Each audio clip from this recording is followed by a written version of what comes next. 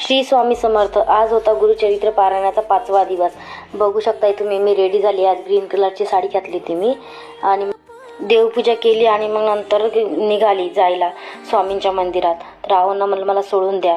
तर बघू शकताय कशी छान मस्त दिसत आहे. मी आज स्वामींच्या मंदिरात पोहोचले आणि नंतर मग स्वामींचं दर्शन वगैरे घेतलं आणि मग नंतर आले माझ्या जागेवर. मला पारायण करायचं होतं तिथे. पारायणाची तिथे माळ वगैरे करून घेतली. आधी माळ केल्यानंतर मग नंतर माझं पारायणाला सुरुवात केली. आज अध्याय 36 ते अध्याय 38 पर्यंत 3 अध्याय होते आज. ते अध्याय कंप्लीट केले आणि माझं वाचन झालंच नेमकं आणि लाईट गेली. आणि मग नंतर मी म्हणलं की आता थोडा वेळ बसते. तर मग मी माळा केल्या.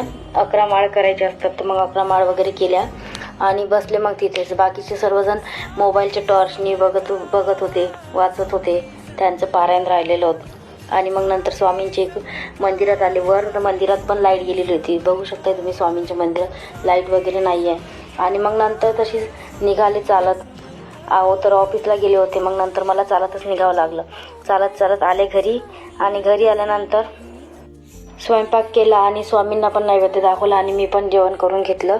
जे पहिल्या दिवशी आपण जेवण करतो तेच आपल्याला 7 दिवस खायचं असते. मी मेथीची भाजी आणि त्यामध्ये मूग डाळ आणि ज्वारीची भाकरी आणि ठेचा खाल्लं होतं.